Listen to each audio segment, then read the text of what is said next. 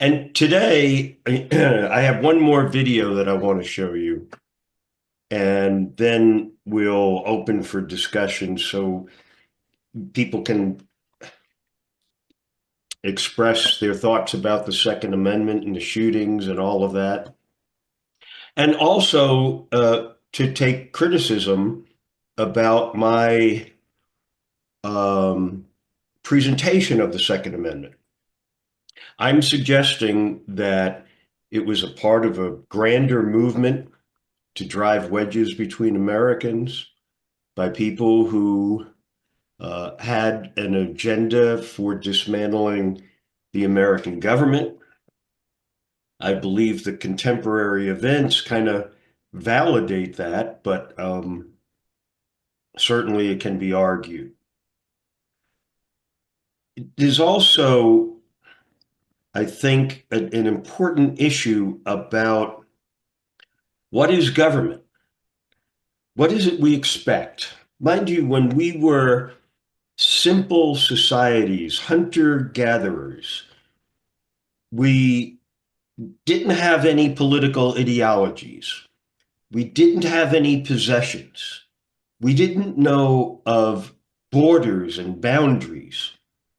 We were in small groups of maybe 20 to 40 people. And we managed to survive.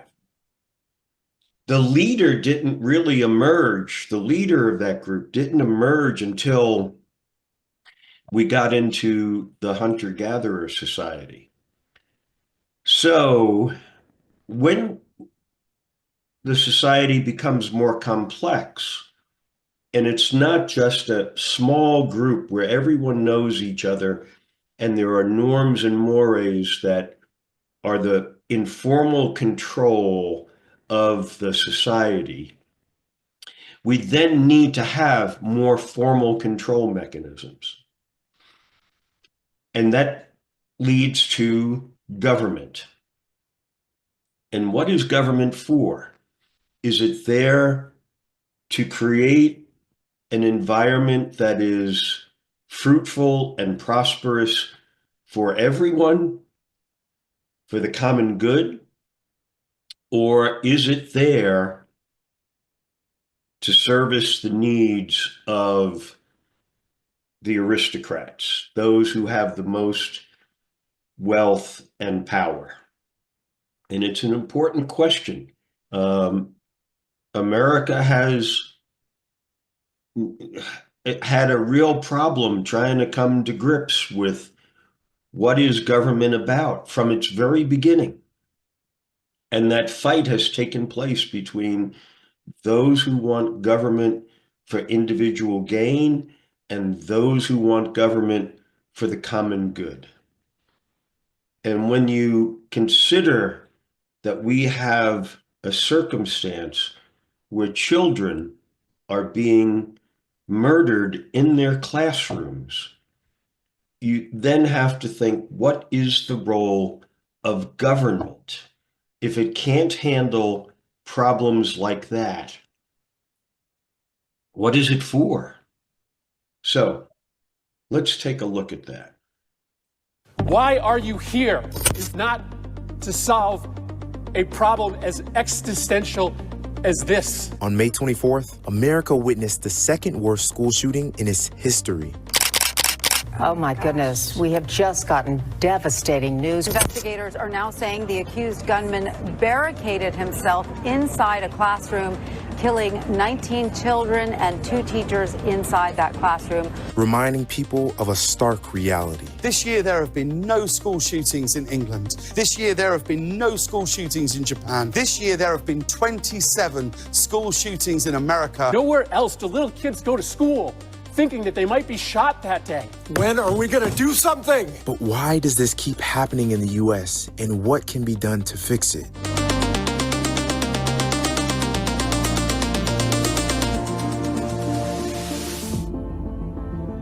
They had their entire lives ahead of them. Each person who was stolen from us yesterday had a full life ahead of them. Birthdays, graduations. So tonight, I ask the nation to pray for them. Yet, until recently, lawmakers had failed to pass nearly 20 gun reform measures. While this bill doesn't do everything I want, it does include actions I've long called for that are going to save lives. On June 25th, President Biden signed into law the Bipartisan Safer Communities Act, which includes enhanced background checks for people under 21, funding to incentivize states to pass red flag laws, and closes the boyfriend loophole, which prevents people convicted of domestic abuse from owning a gun. It's really important for gun owners to take the lead in promoting gun safety. Many of us have been trained in gun safety. We're familiar with firearms, and we recognize and believe that firearms can be a useful tool for hunting,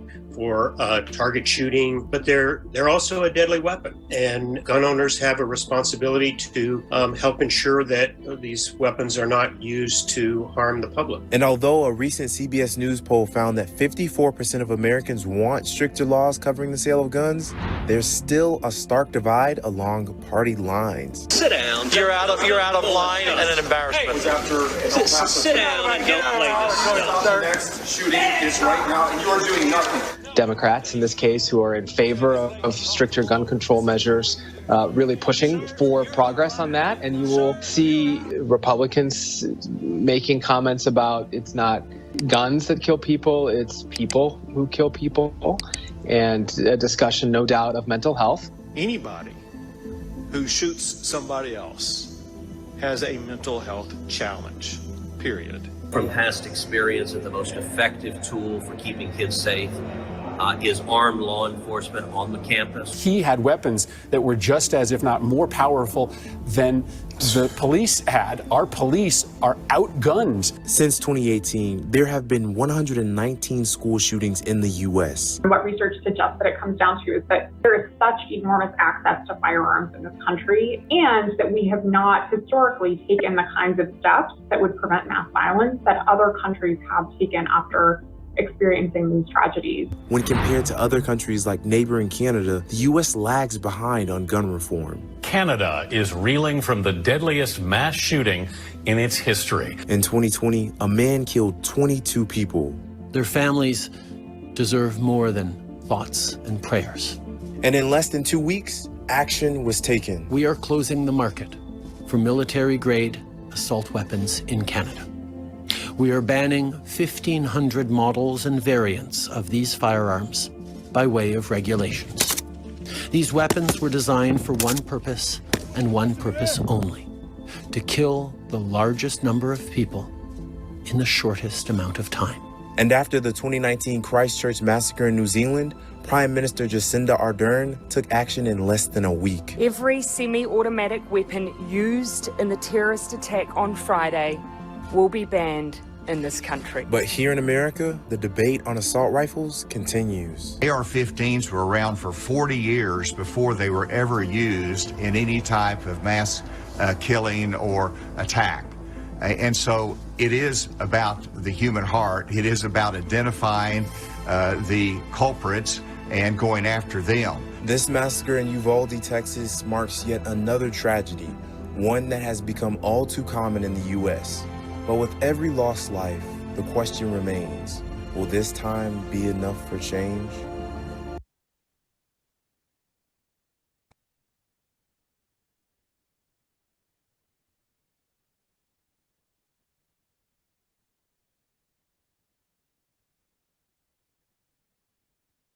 This is just an array of what is the M16. That's the military version, the M16. The one that can be purchased by the public is the AR-15.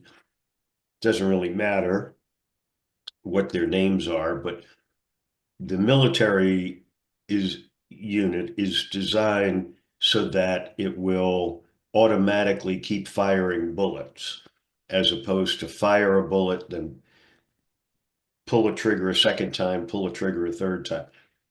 They can also be modified with what they call a bump stock that eliminates the need to pull the trigger each time. So it can be modified into a fully automatic weapon. And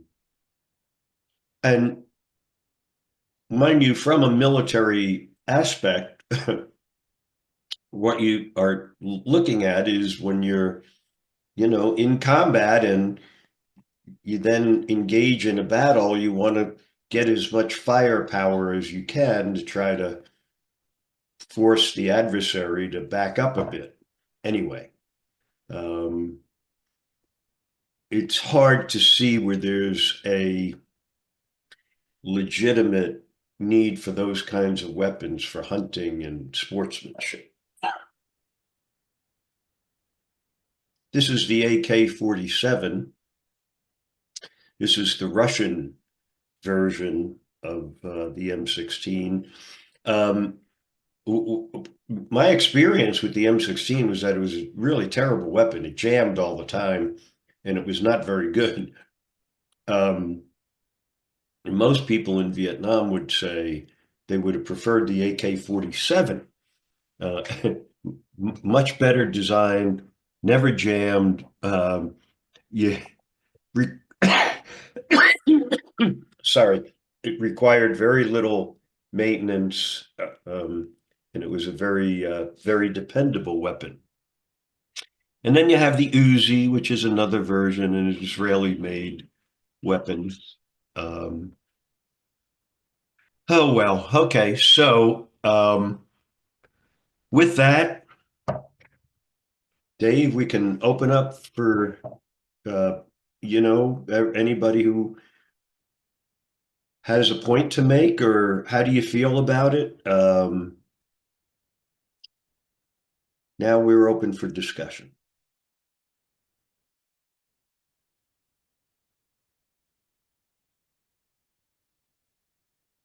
If anyone has any questions or comments, they can use the raise the hand function, or you can put those questions or comments in the chat box as well. And again, Sal, you give us so much information. I think it takes a while for everybody to kind of digest it. But Jessica has something here. Jessica, you could turn on your camera. Yeah, sure. I thought the Premier of Canada, Justin Trudeau, his comments were superb. What is wrong with our legislators / leaders that they can't do the same? That's it. Yeah, no, I understand. I think there's, again, it's like the question that I asked as to who benefits from the school shootings. Yeah. And it's hard for anyone to conceptually think there's there's a benefit. Someone's going to benefit from it. This is horrible. Why would anybody benefit? And but again, so you have that mindset that's difficult to relate to. Then you have the other mindset, which is, I want to dismantle my government. And so if you're going to we think people love our government. We wouldn't want to tear it down. But there are forces out there that do. And so those forces benefit from mass shootings, people being killed, and it's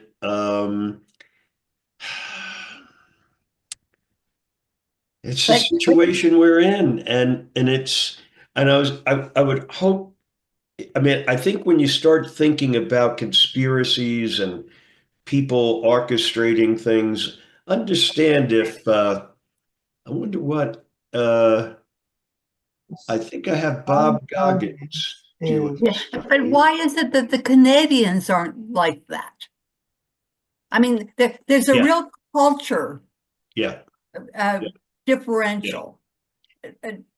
Yeah, I It was a think rhetorical question anyway, but no. I think it really it's the distinction between America and Canada. We developed in a different way, and what you had in the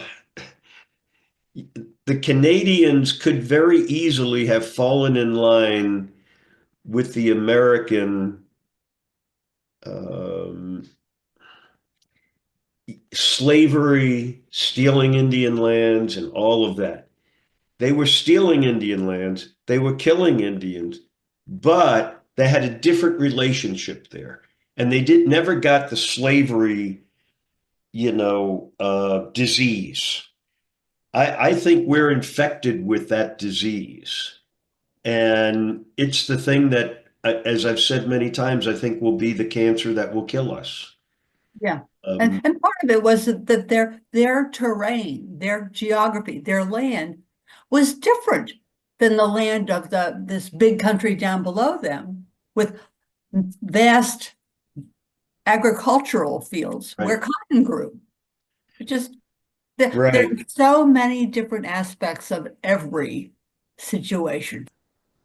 Yeah, the North America was more conducive to growing cotton and needing slavery to do that, or at least the perception that we need slavery to do. Yeah. And so Canada is a very different place. When you take that element of racial animus and you put that into a society, it's a cancer. If it's interesting to me. I did the class on the Balkans because I really wanted to highlight the idea that people can manipulate differences. There, you didn't have as much racial differences. You had religious differences and that sort of thing that they could capitalize on. But if you look at what's going on in Serbia today, it's similar to what's going on in America. Huh. I mean, more autocrats trying to take power and control and pitting people against each other. America has simply excelled because the marker of skin color has been a very effective tool to inflame hatreds. Right. Cynthia? Hi, yeah, this is not the first of your several classes that I've taken. And I just have to say, you presented a very compelling case in every single one of them that seems to point to the direction that you're speaking about. I mean, the autocrats, I mean, it does seem like it's a worldwide phenomenon these days. The oligarchs, or whatever you want to call them.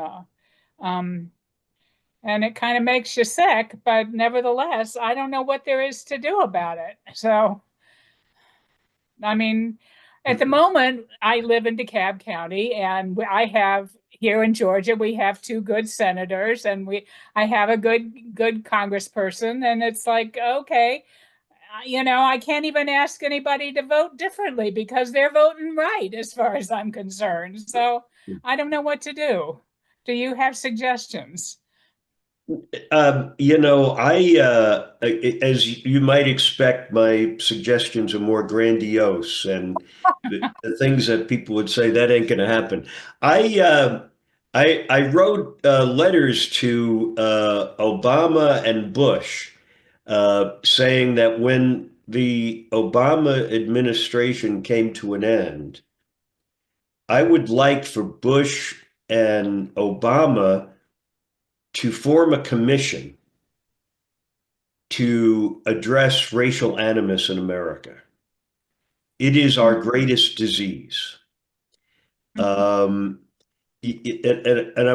I've mentioned this before. This isn't to be self-promotion, but in just before the Soviet Union collapsed, I was in the Soviet Union as part of a delegation. It was a criminal justice delegation. And yes, I'm responsible for the fall of the Soviet Union. No. Thank you very much. They're back. But at that time, perestroika was big. Gorbachev was really looking to remake Russia, and I met with people who were going to be responsible for security, and I met with them. They were all young, and they really were looking at stuff that was, from the 19th century. And I was like, what?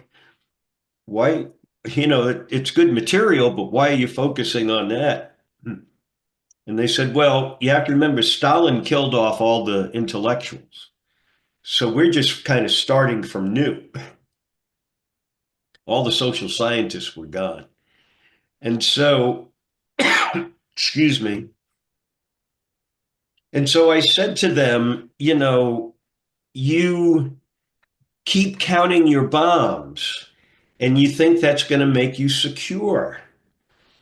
And I said, in your contest with America, you really ought to study history. Because if you want to undermine America, you don't need more bombs. It's easy. I mean, it's any analyst would take an analyst that's, not connected to America or any of that stuff, just pure looking at the evidence that's there. It's racial animus. If you inflame racial animus with Americans, they'll kill each other. If you want to take down America, put together a campaign aimed at racial animus.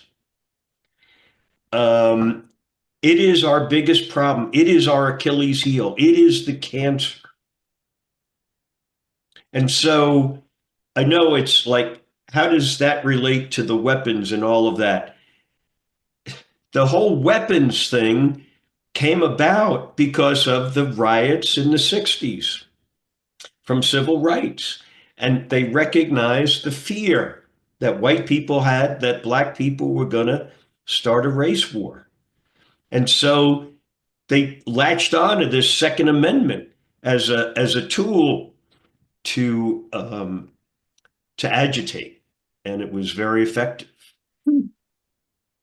And so I think we have to deal with the root, and we have to rip it out, and but it's complicated. It's if we're, when you consider the end of the Civil War, that what they did is, okay, you're all free. That's it. It's over. That's not even nearly plausible, right? You had to have a thorough, comprehensive strategy and plan for how we were going to transition from a slave society to a free society. And maybe it can't be done. Maybe it was not possible. But that's our problem. Yeah. Reverend? Yeah. Sal, thank you for a great presentation. I have two questions. One, I'd like for you to expand on the power of the lobby, because our American political system, based on vote and also the power of lobby, that can buy and sell the Congress and the Senate. So the people who own the guns have an excellent lobby, and that's the real issue, I think. Question number two, I always wanted to understand the psyche of a white person and a and a black person in the U.S. I grew up in Israel, but as a Palestinian, I was a second, third class citizen. So when I came to the U.S., I don't have the same fear of a white person or a black person. I don't know why, but it's we have a police, we have a FBI, we have. I mean, the system is so. So still, I want to understand the psyche of a white person and a black person about the power of fear, why they need so much guns, like you are in the military. Thanks. No, thank you, Reverend. First, the power of the lobby. It's pure corruption. To win an election in the modern day, you have to have a lot of money to get your message out and repeat it over and over and over again. It's all about the money. And so when you have a corrupted government, right, the people who are going to have the most influence are those of great wealth and power, who want the system to serve their needs, not the common good. And so the Supreme Court can come with all kinds of gyrations as to why bribery is not bribery. Bribery is bribery. That's what it is. I mean, if we believed that the owners of the NFL teams were giving favors to the referees, right? We would freak out. We would go crazy. No, that can't be. The same standard doesn't apply to the people that we elect to office. We allow them to be bought and sold. Mind you, what you then are hearing from political people is a script. They're simply, forgive me, my cold is clearing up, but it's still there. They're just performers. You could hire actors. You could have an avatar. Just get an avatar. You don't even need a person to be there that is just going to do what the people who are funding them want them to say. There isn't going to be any reason or argument or sensibility. And when you hear the senator from Connecticut say, "Why are you here?" I mean, it's a legitimate question. People are killing our kids in classrooms. Why are you here? Well, because it's not about the kids being killed in classrooms. It's about another agenda. And it's, it's obfuscated by what are the events of the moment. And so I think it's important to look at these things and look beyond it and to see what is behind it. Which brings me to the second part of your question, which is about the racial animosity between white and black. And, you highlight that you grew up in Israel as a Palestinian, and so you understood the second-class citizenship. I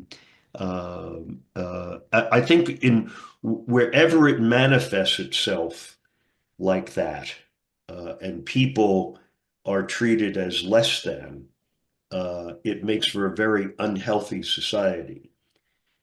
For America, the problem was not only were they treated as second-class citizens, but their labor was essential to creating the wealth that gave power to those in positions of power. And so it becomes very deep into the DNA, into the culture, into you have got to hate those people.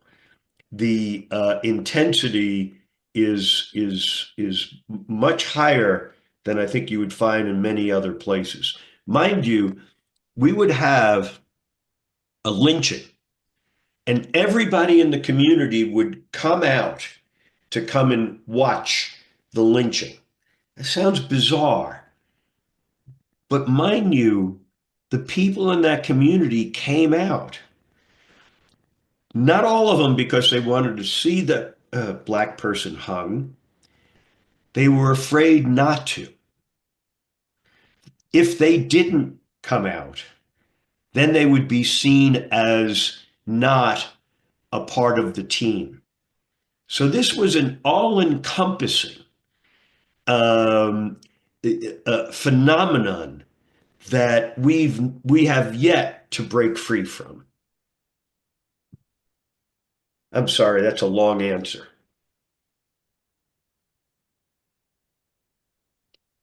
Madeline. Can you hear me? Can you hear me? Okay. I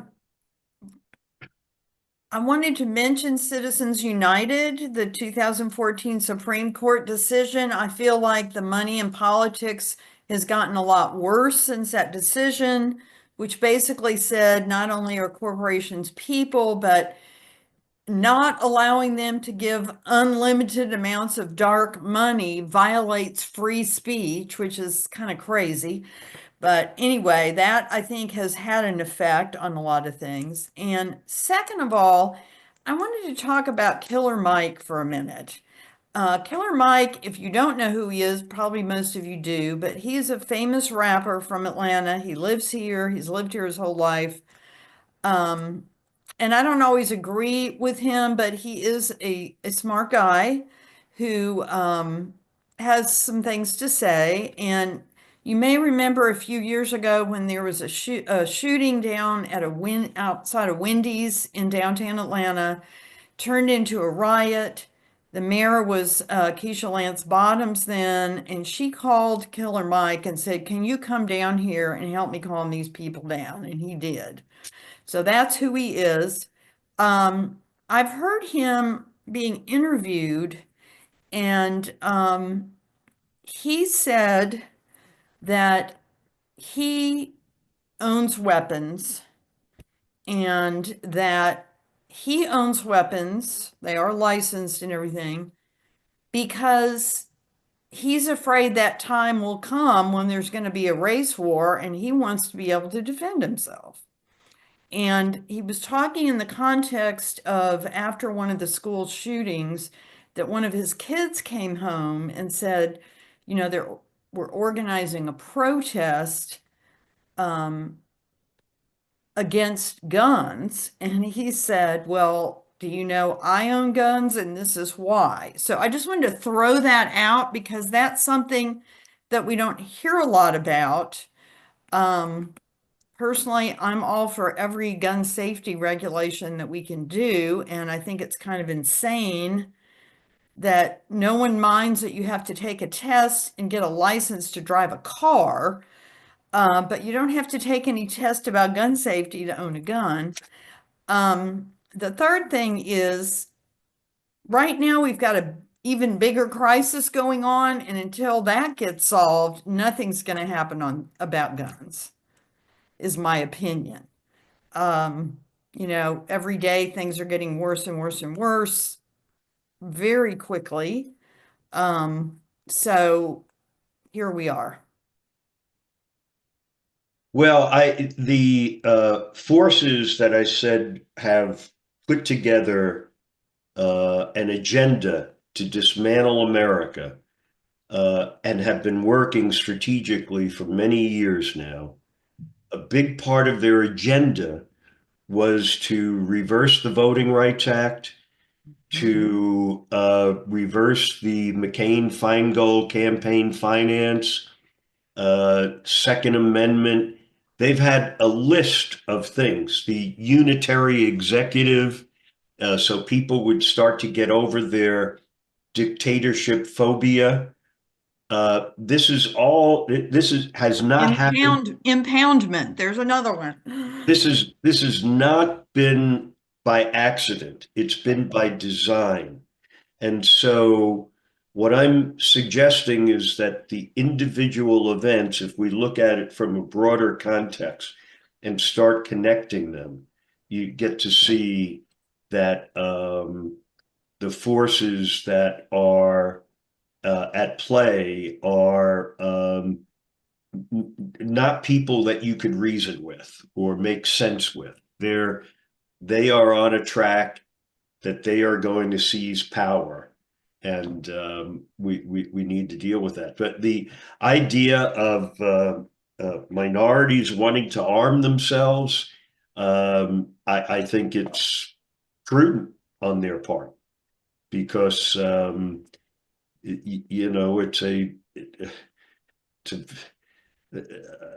a very threatening environment out there.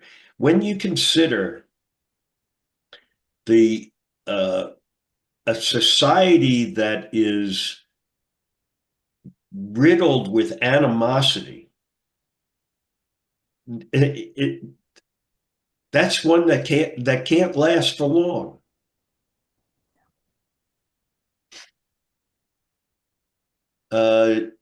James Chisholm, I think, had his. James did, and Lawrence did. Larry did too. Yeah, What happened to James? Okay. Where did he go? Where did he go? Yeah, okay. Oh, here he is. Okay. Here you are. Oh, you were answering my question near the end, because the thing I remember was when I came home from the service, I went in. I was going to register my pistols, and the police were saying, that's crazy, and they closed down the only black rod and gun club in the county. So I said, well, you guys have to do what you have to do, and I'll do what I have to do. And I brought my guns home. Yeah. No, I understand. Yeah.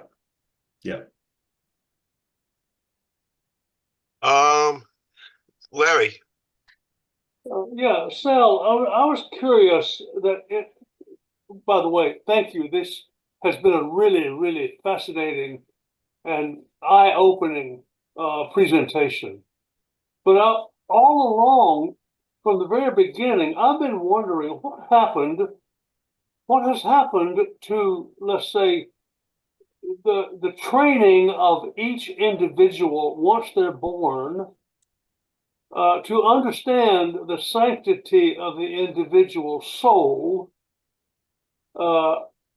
let's say, universally applied worldwide for the simple admonition of taking care of what God presented on this earth. Now, when I was growing up, the first thing I think I remember being taught was the sanctity of the individual, the importance of the individual as a person, and then as a member of the family, and then as a member of the community, and you had to respect everybody else the way you wanted to be respected. And I wonder what has happened to that. Larry, I think that's a great question. It's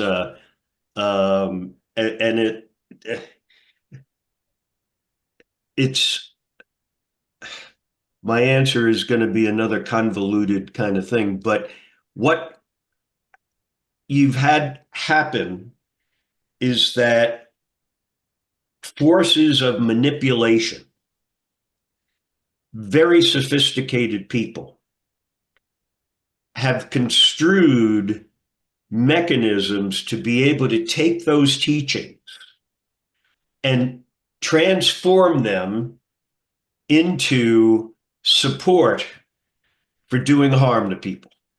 Is it the same sort of thing as Satan is alive and well in this world? It is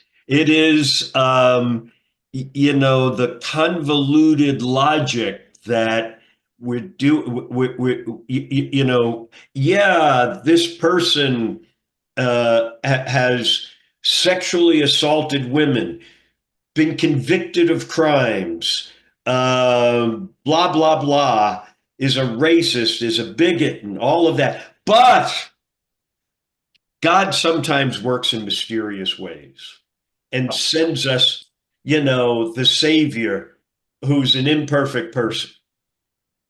What? I mean, come on. What? I apologize for raising a question that's sort of off the wall. No, it's not. It's a good. It seems to me it is the foundation building block for this whole thing.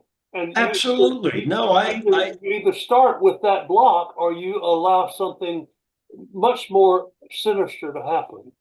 No, I totally get it. I think it's a good point. It's a great point. And it highlights the sophistication of the people who are orchestrating this dismantlement of the American government, that they can take those ideas, manipulate them, and have them come out in another way. You know, when they first wanted this radical right wing, thought that they would have a natural affiliation with the religious right.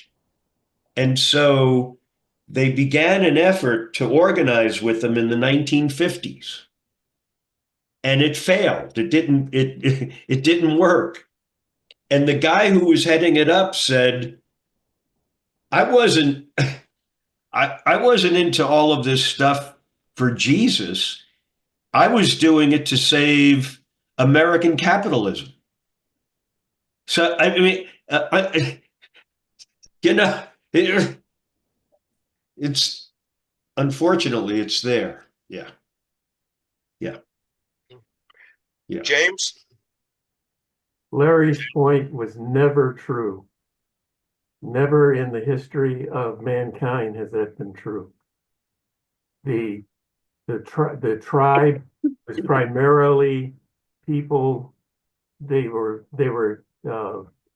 happy with each other, and they were defending themselves against all others.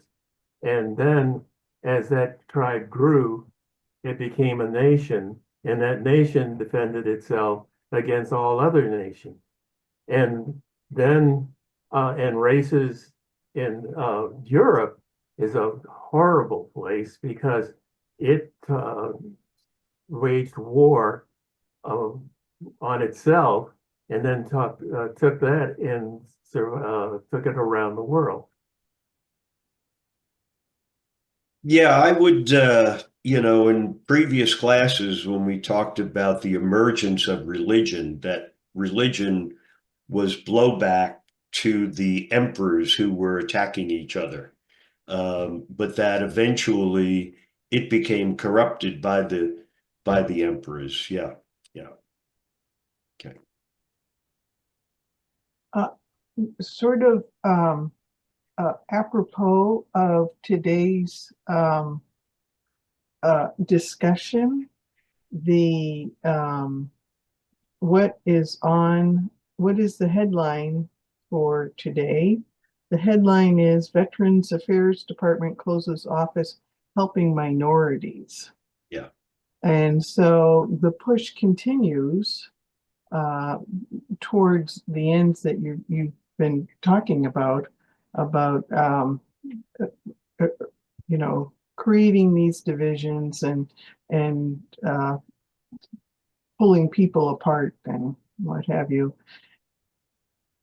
You know, maybe so is the end so that they create a race war so that they can, you know, put us all under martial law. I don't know to what end they're exactly working towards, but it continues today. That's all. Yeah, and there's a Netflix movie, Chaos, about Charles Manson. And I think it's pretty good because it does a really good review of the Manson case, which I think it really became kind of confused with Bugliosi, who was trying to promote himself in his book. Um, but it highlights that really Charlie had in mind that he was going to instigate a race war, and what was behind what he had his followers do. It's also really interesting as to mind control.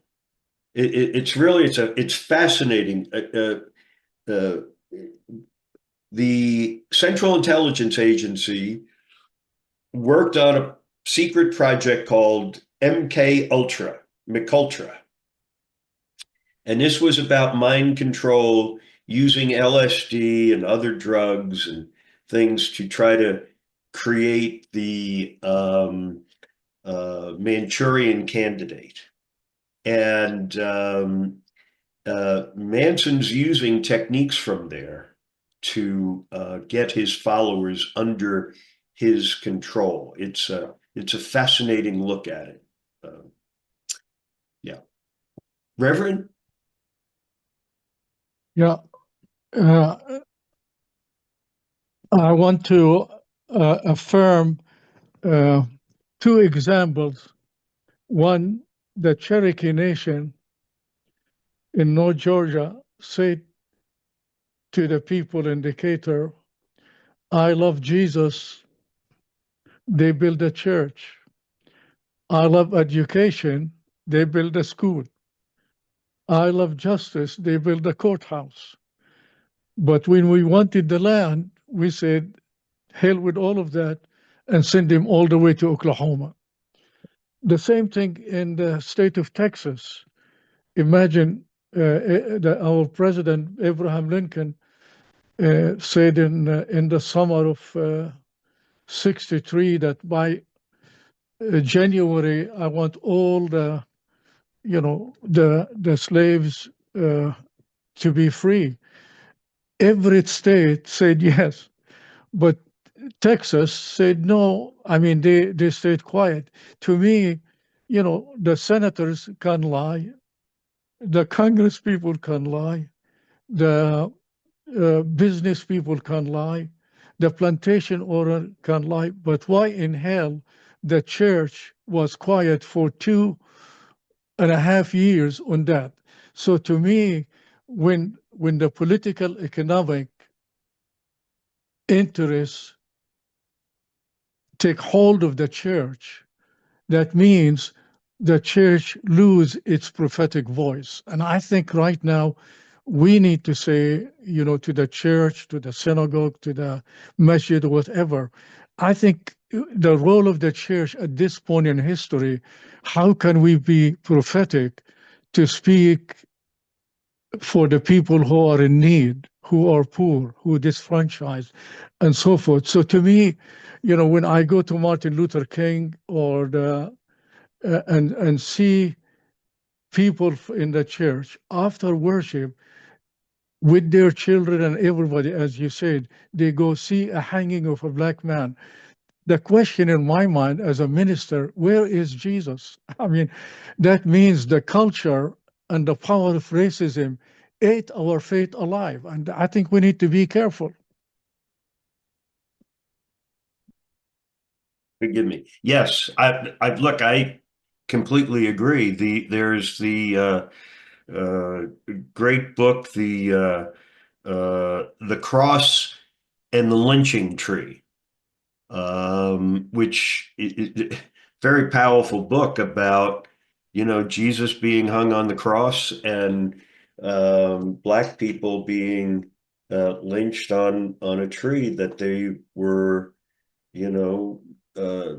suffering the same insult. And yeah, no, it's unfortunately, I think the blowback was religion, going back to Abraham 4,000 years ago, and to say we shouldn't be doing these things to each other.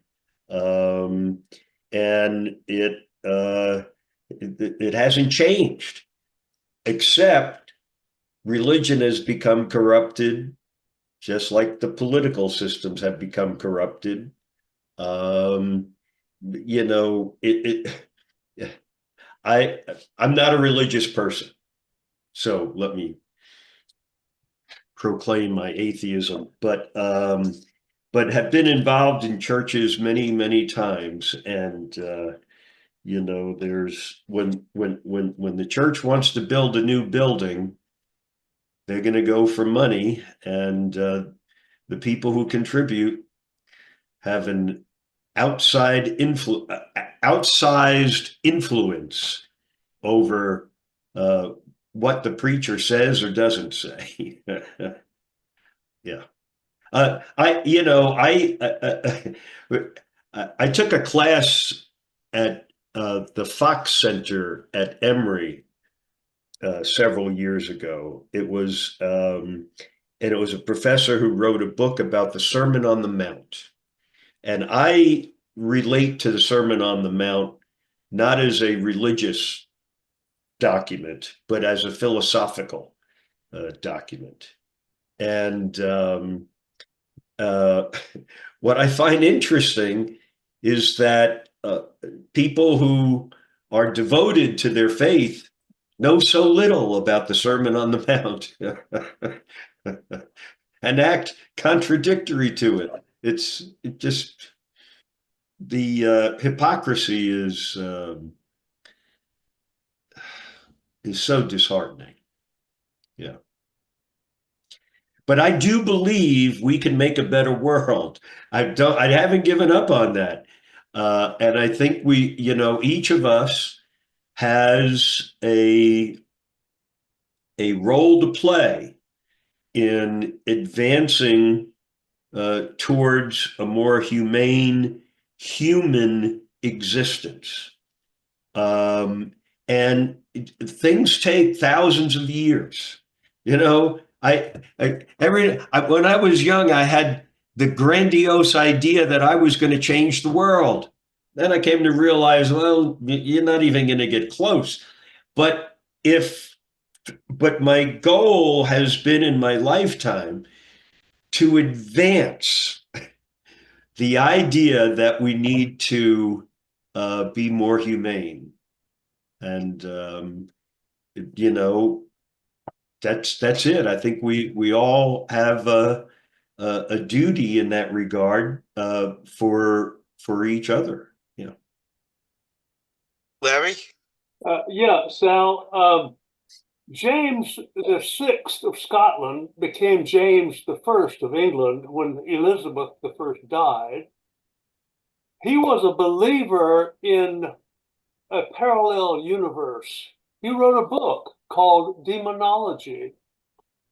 And my interest is, at one point in the history of the human animal, we were very receptive of the idea that there is a world beyond our consciousness that tends to cause things to happen. That is, that there are spirits out there, there's evil and there's good, and we don't really control either one of them, but we can respond to them. And so going back to that thinking, relating to my first comment, is that whatever happened to our willingness to believe that there is good and then there is evil, and that we should attempt to live the good life in taking care of each other. I want to stop right there and say, okay, that sounds crazy, but something has caused all of these things that you've been talking about to come about. What was the thrust that caused that? Is there a parallel universe of evil causing it? Is that an idiotic question? Yeah, I don't know. I mean, I think it's a good question. Let me say, I feel that I look at it as a disease. I look at greed as a disease. That doesn't mean that I don't think someone can be wealthy, that I don't think people can have a lot of stuff. I don't have a problem with that at all. Greed is a different thing. I've got to have more power and wealth than everybody else because I'm a megalomaniac. That I have a problem with. So I look at it as that disease, not a good and evil, but a malfunction in the society, and we need to try to find ways to address that disease. When you start looking at people who have, 500 billion, Elon Musk, right? With all the money that he's got. And the only thing he can think to do with all of that money is to go and decimate the Veterans Administration. I mean, I just have to think if I had all that money, I could find a lot of other things to do than trying to kick grandma out of a nursing home. So, I mean, that's a disease. There's something not right there. Yeah. Bob? I think, Sal, that the way that's a disease is that if you decimate the VA and the CDC and the Department of Education and so forth, that will make a contribution towards freeing up some money to feed the main agenda of the class of people, the wealthy class of people who want even more money. Yeah. I think it's peculiar that Donald Trump's right-hand man is the wealthiest man in the world. And he said, and this is what I read in the newspaper last week, he had $200 million available to spend on the primary of any Republican senator who goes against the president's agenda. The main item in the president's agenda is the tax cut. And, if you don't have to read too many of the details of the tax cut to realize that it's a tax cut for wealthy people. It's middle-class people will get a small piece of it, did get a small piece of it back in 2018. But wealthy people get the major piece of it, and poor people get a zero from it. And so I was wondering, Sal, if you thought that Musk going around saying he was going to spend money primarying the Republican senators who are opposed to the president's agenda, if you thought that this is, we have taken an additional step now in the direction of the oligarchs, the extremely wealthy people running our country, and not always for the good of regular people like me, and especially not for the good of poor people like those who live under bridges and don't have enough money to feed, or don't have enough money to feed their children and so forth. Yes, I think, again, forgive me for coughing, folks. I'm trying to struggle through this. But it really is not fun to be with a cold on a Zoom meeting where everybody can look at your your infected head. Anyway, I'm not noticing any difference with your head. You said you had a cold, and I believe it. But Bob, what I'm suggesting is that the phenomenon where Elon Musk can threaten senators that he'll throw $200 million against them in a primary is part of the strategy that was started at the end of World War II.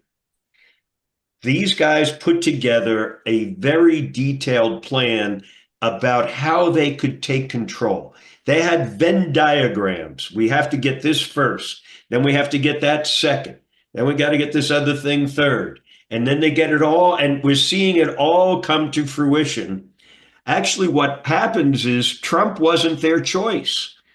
Trump took the ground that they had fertilized and exploited it. But the second time around, they prepared themselves to infiltrate his administration, to populate his administration with their people, so that the White House is now occupied by the Heritage Foundation and the Federalist Society and others. But it is now it's part of the grand scheme. And it's not, I mean, it's not that I'm just, what I'm saying isn't some idea that was unique into my brain. Not at all. I read about it in books. Nancy McLean, Jill Phillips Fine, others, Jane Meyer, they've been reporting and writing about this whole phenomenon for many years now, and it's just we're seeing it come to fruition. So I don't want to take credit for having observed something that others had observed, and I'm repeating their stuff, but that's what it is. This is all a part of what was their plan. And the other thing is that when the autocrats take power, they inevitably fail. I mean, it all falls apart. Look what's going on with Trump. Here's all these people who are like, yeah, we now got power, and the market is dropped in half. They're incompetent. They are inept. And it's Biden's recession. Oh. I know, I always find it interesting to see people who are in a good situation, and then they have to purposefully sabotage themselves and make chaos out of what was a fruitful and prosperous existence. Joe Biden was horrible. He created an economy that was the envy of the world. There's a spot on 285 that every time I came around there, my car would bounce, along. Well, now the road has been fixed. But it's what it is. Somebody mentioned last week about going on a website called Project 2025 Tracker. And so I did. And it was really amazing to me to see that what's going on in a day-to-day basis in Washington was written right there in this book published back in 2023. For example, firing a whole bunch of people from important agencies and then replacing them with people who they say can behave with more consistency to the president's agenda.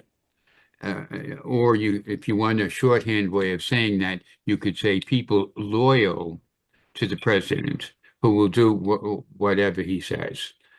So that was written right there, and numerous other things were written right there. And it seems that that's the road down which we're going, the Project 2025 road.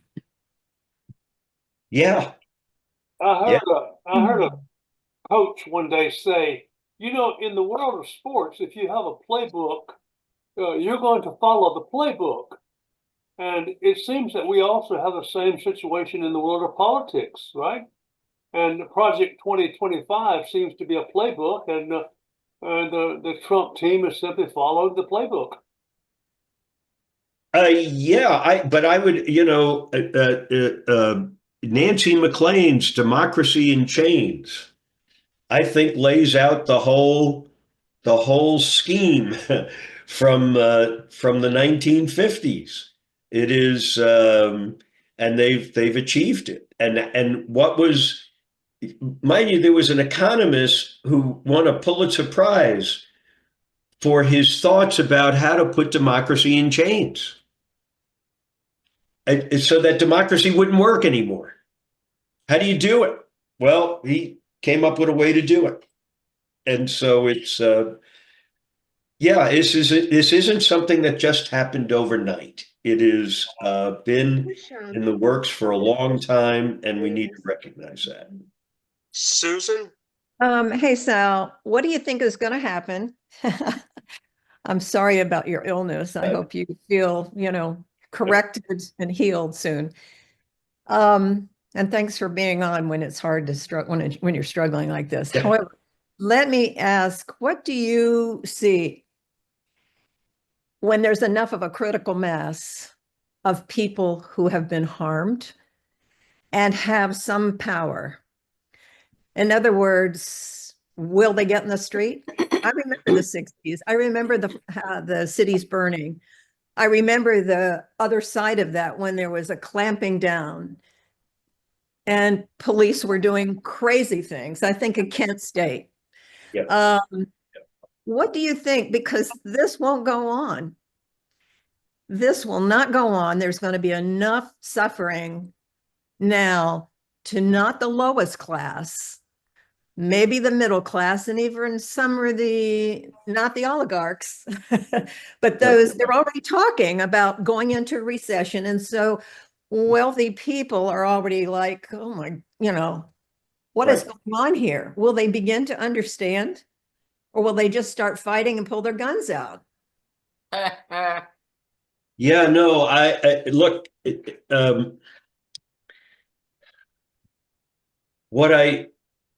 there's always a point where it's too late. Too late. Where people where the power, mind you, Trump is getting, not Trump, but the people around Trump are getting people in position to do so they won't be in opposition to him. It's like firing all the JAG officers. That means I'm taking down all the legal inhibitions against the military attacking Americans.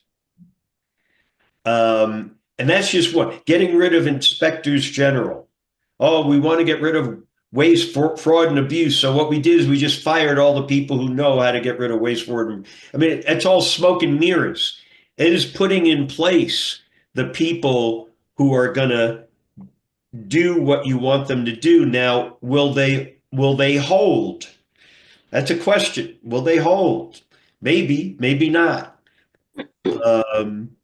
But right now, what I see them getting positioned to do, what they're staging, is provoking people so that they will get out and demonstrate, that then gives them the authorization.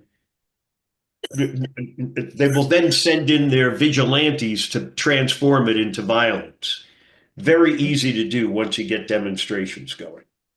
And particularly if the demonstration is at night, not in the daytime. Then you get the violence going. Then you have authorization to declare the Insurrection Act and martial law. Once that happens, America's over. There's no court systems. There's no legislature. There's nothing. It's gone. Mm-hmm. Now, will that hold? Will they continue to obey the orders of that? It's very unpredictable once you get there. Very unpredictable. And once police start beating people up, people are reticent in getting back out the next day with a sign. And fear works as a tool to control. Fear works. Fear works. It works. Remember, Hitler never got more than 37% of the vote. Right. So of the electorate that was there, 37% is all he ever got. And then he kept wanting to have a new election, and we can get more, because he wanted to become the prime minister and all of that. And Hindenburg wouldn't give it to him. And he kept pushing for more. And then he'd have another election, and he got fewer than he had before. He was losing. And so, but once he gets in power, once he's taken it all, and you've got the people in position to do what you want them to do, fear ruled Germany.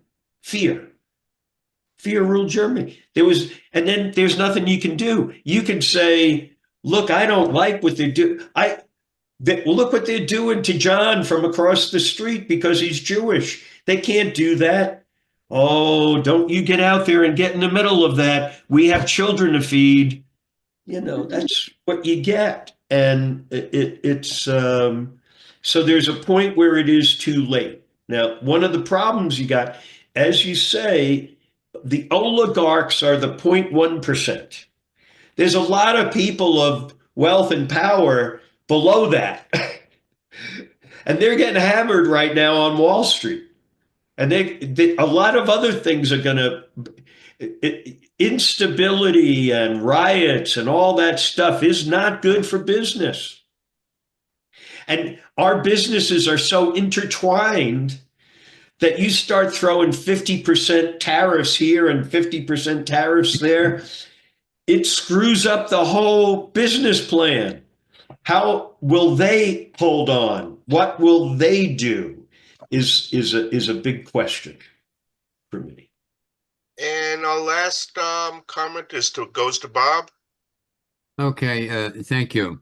I was carefully listening to what Susan was saying about Kent State, which really put a lid on college students demonstrating or doing anything at all about the war in Vietnam the following September when they went back to school. And that made me think that back before the election, the vice president, Vance, was going around saying that each of the 1,500 and some odd cases, people who committed crimes at the Capitol on January 6th would be evaluated individually, and they would reach a decision, a sensible decision about each one.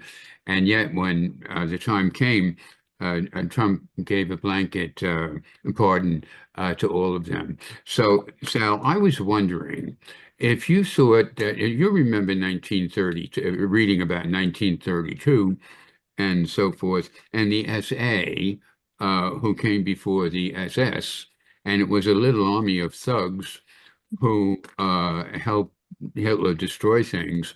And I was wondering if you thought, or if anybody else thought, if this pack of 1,500 and some odd people who really owe Donald Trump something now because he let them out of jail and pardoned them for their crimes, if that is forming the nucleus of a paramilitary similar to the SA, that would move against us, while the authorities sit around saying, "Oh, they really are out of line," and this, that, and the other, and then they do it again the following week.